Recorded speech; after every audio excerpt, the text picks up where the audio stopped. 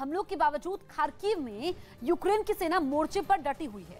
वहां कई इलाकों में पुतिन की फौज लगातार हमलावर है, जिसकी वजह से पिछले कुछ दिनों में कई लोगों की मौत हो चुकी है। लेकिन ये सारे हमले ज़ेलेंस्की की सेना को झुकाने के लिए नाकाफी साबित हो रहे हैं और यूक्रेन भी रूसी सेना को करारा जवाब देने में कोई कसर नहीं छोड़ रहा। और सबूत के तौर पर उसने इसका एक वीडियो भी जारी किया, जिसमें उसके सैनिक एक ग्रैड मल्टीपल रॉकेट लॉन्चर को हमले के लिए तैयार करते दिखे, जिसके लिए पहले एक जवान ने रूसी सेना के ठिकानों पर निशाना साधकर रॉकेट लॉन्चर को लॉक किया। इसके बाद वहां मौजूद दूसरा जवान गाड़ी पर चढ़ा और फिर देखते ही देखते वहां रॉकेटों की बौछार शुरू हो गई। एक के बाद एक आग उगलते इन रॉकेटों ने आसमान को चीरते हुए अपने तय टारगेट की ओर उड़ान भरना शुरू कर दिया और काफी देर तक पूरे इलाके में उनकी तेज आवाज गूंजती रही। वहीं यूक्रेन ने जंग के बीच अपने सैनिकों के जश्न मनाने का वीडियो जारी किया। इस वीडियो में एक नहीं बल्कि कई शहरों की लड़ाई को दिखाया गया, जहां यूक्रेन के सैनिक रूसी सेना को मुंहतोड़ जवाब देते नजर आए। और इसके साथ ही यूक्रेन के सैनिक जश्न मनाते भी दिखाई दिए। इस वीडियो में दिखा कि एक जगह यूक्रेन का झंडा गाड़ने के बाद उसके सैनिकों ने अपनी खुशी का इजहार किया।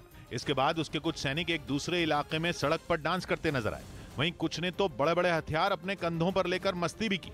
यही नहीं, कुछ जगहों पर यूक्रेन के सैनिक बच्चों के पार्क में भी पहुंच गए, जहां उन्होंने झूलों का मजा लिया। जश्न की इन तस्वीरों के साथ ही ज़ेलेंस्की की सेना की ताकत भी इस वीडियो में दिखाई गई कि कैसे रूसी सैनिकों को मारा गया और कई जगहों पर उन्हें सरेंडर करने के लिए मजबूर भी किया गया। उधर यूक्रेन का दावा है कि उसके लोगों को टॉर्चर करने के लिए पुतिन ने एक सीक्रेट ठिकाना बनाया है, जो रूस के पूर्वी हिस्से में एक ऐसे द्वीप पर है जहां आमतौर पर कोई नहीं जाता। और पुतिन ने इस खुफिया द्वीप पर यूक्रेन के करीब 5 लाख लोगों को बंधक बना रखा है।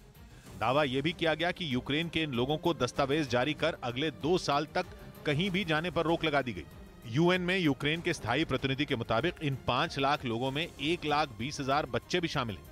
इसके पीछे पुतिन की रणनीति यह है कि यूक्रेन के जिन शहरों में जंग जारी है वहां रूस का नियंत्रण मजबूत हो सके, यानी उन शहरों की बड़ी आबादी को यूक्रेन से बाहर ले जाकर रूस के राष्ट्रपति ने इसलिए नजरबंद कर दिया है ताकि वो जंग के बीच रूसी सेना के लिए किसी भी तरह से खतरा न बन सके।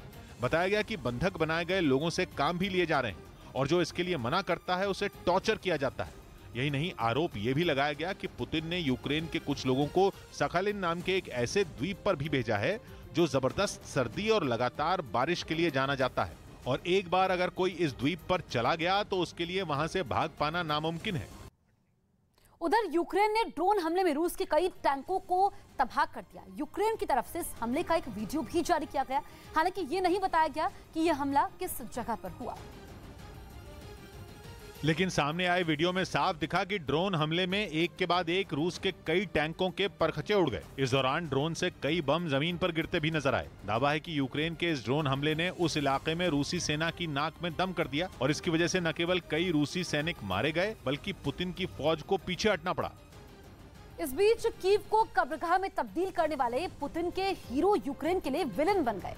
बताया गया कि रूस के राष्ट्रपति ने कीव में सबसे ज्यादा नरसंहार करने वाले सैनिकों को रक्षक कहा है, जबकि यूक्रेन ने एक वीडियो जारी कर यह साफ कर दिया कि पुतिन के वो रक्षक उसके लिए विलेन है। ये बात यूक्रेन ने अपने उस वीडियो के जरिए जाहिर कर दी कि उसे जब और जहां जिन भी हालात में रूसी सैनिक मिलेंगे वो उनसे बदला लेगा। जो वीडियो जारी किया गया उसमें यूक्रेन ने यह दिखाने की कोशिश की कि पुतिन के जिन योद्धाओं ने उसकी राजधानी में तबाही मचाई, उसके नागरिकों को हमेशा के लिए सुला दिया, उन्हें वो छोड़ेगा नहीं, जान से मारकर ही दम लेगा। यूक्रेन का दावा है कि रूस वहां अब तक उसके 1200 से ज्यादा नागरिकों को मार चुका है। वीडियो में दिखा भी कि कीव में जगह जगह लोगों के शव पड़े हैं, सड़कों पर, गाड़ियों के अंदर और झाड़ियों के बीच।